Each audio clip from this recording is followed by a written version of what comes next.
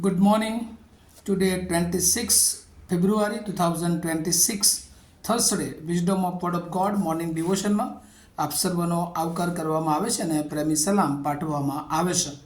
આજે સવારે આપણે નીતિવચનોના પુસ્તકમાંથી એનો 15મો અધ્યાય અને એની 31મી કલમ પર પ્રભુનું ટૂંકું મનન કરવા માગીએ છીએ.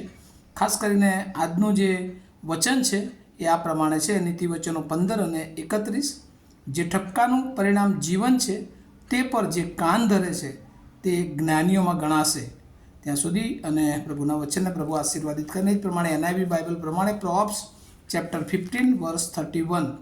He who listen to a life giving rebuke will be at home among the wise. અને આજના વચનમાં જો આપણે એક થીમ અથવા મુદ્રાલેખ તરીકે એને જોઈએ તો કેરેક્ટર ટ્રેટ્સ ટીચેબલ.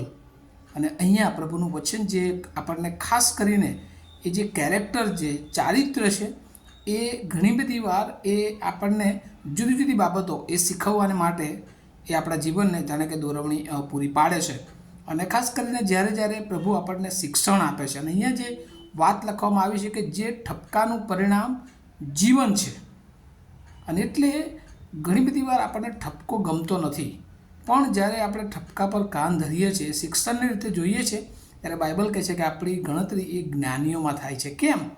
કારણ કે ઘણીવાર એ આપણે જે ઠપકો અથવા આપણને કોઈ શિક્ષણ આપે, સલાહ આપે તો આપણે એને આંખ આડા કાન કરીએ છીએ, પણ એ ઠપકાને જે કાન ધરે છે બાઇબલ એવું કહે છે કે એની ઓળખ એ જ્ઞાનીઓમાં એ ગણવામાં આવશે.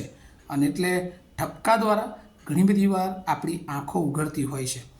ઘણી બધી વાર વચનોરૂપી આપણને ઈશ્વર એ સૂચના આપે છે, સૂચનો આપે છે, ઠપકો આપે છે મીઠો, કે જેનાથી એ આપણા જીવનમાં સુધારો આવે. અને ખાસ કરીને આપણા ચરિત્ર અને બાબતોને માટે ઘણીવાર પ્રભુ આપણને ઠપકા આપતા હોય છે.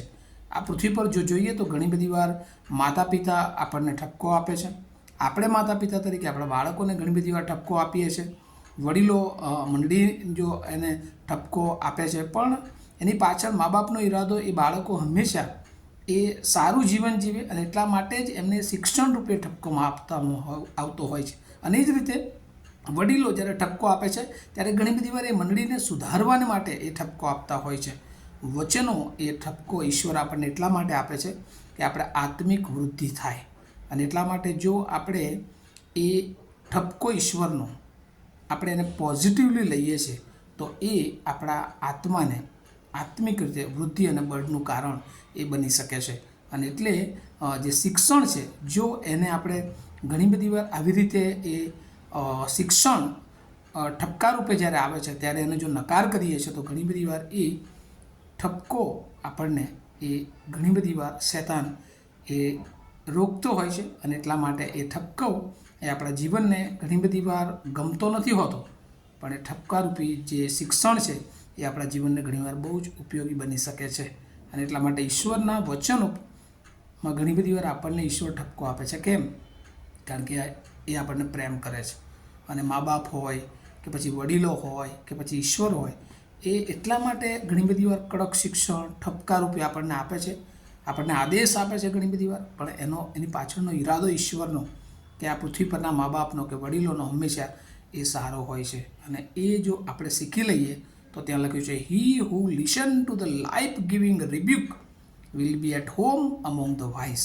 અને એ આ જો જે લોકો ઠપકાને એ સાંભળે છે, એ શિખામણને પોતાના જીવનમાં ઉતારે છે, તો કહે છે કે એની ગણતરી એ જ્ઞાની માણસમાં થાય છે.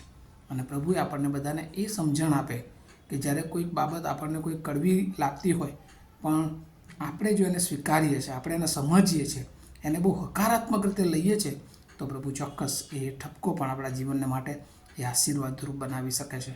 કારણ કે હંમેશા આપણને સારું આપણા વિશે જે કે એ જ આપણને ગમતા હોય છે, પણ ઘણી બધી વાર આપણા વિશે કોઈ એવી બાબતો કે જે આપણને શિક્ષણ આપનારી હોય, આપણને ના પણ ગમે, કોઈ આપણને ઠપકો આપે, કોઈ આપણને સુધારા માટે કોઈક બાબત ઘણીવાર જાહેરમાં પણ કોઈક કહે તો આપણે એને નકારી કાઢીએ છીએ. પણ બાઇબલ કહે છે કે ગમે તે હોય, પણ જો આપણે એ ઠપકાને સ્વીકારીએ છીએ તો એ આપણા જીવનને ઘણી બધી વાર ઘડી શકે છે. આપણા જીવનને એ ઘણી બધી વાર એ ઠપકારૂપી બોધ પ્રભુ એ જુદા જુદા માણસોનો ઉપયોગ કરીને આપતા હોય છે. અને એટલે હંમેશા આપણે ઠપકાને એ અવગણીએ નહીં, આપણે એના પર કાન ધરીએ અને એ દ્વારા પણ ઈશ્વર આપણા જીવનને કદાચ સુધારો લાવી શકે છે. અને એવું ઘણી બધી વાર આપણે જોઈએ છે, પ્રભુ ઈસુ ખ્રિસ્ત આ પૃથ્વી પર આવ્યા, ઘણીવાર શાસ્ત્રીઓ, પરેશીઓ, બીજા અન્ય લોકોને ઠપકારૂપી વચનો આપ્યા. કેમ? કારણ કે એ લોકો ઈશ્વરથી દૂર હતા અને ઈશ્વરનો ઈરાદો હતો કે કોઈ નાશમાં ન જાય.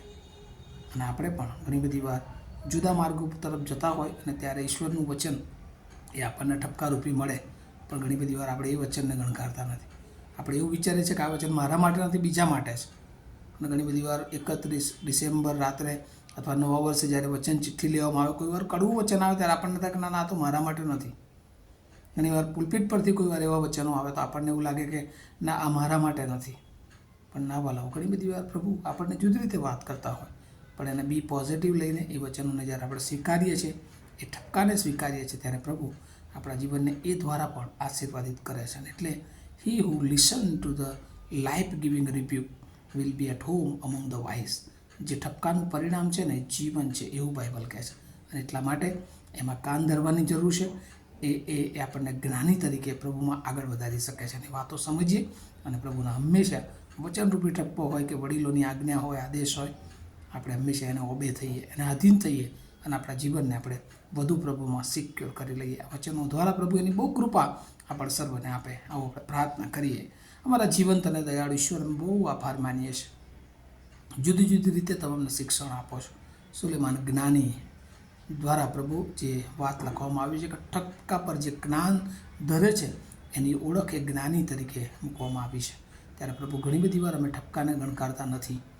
અમને હંમેશા સારી બાબતો અમારા વિશેની, પણ કોઈક નકારાત્મક બાબતો અમને કોઈ કહે તો એ અમને ગમતી નથી. પણ પ્રભુ ઘણી બધી વાર એ બધી બાબતો જ્યારે કોઈના દ્વારા અથવા પ્રભુ તમારા વચનો દ્વારા આવે ત્યારે એ હંમેશા અમારા સુધારાને માટે હોય છે.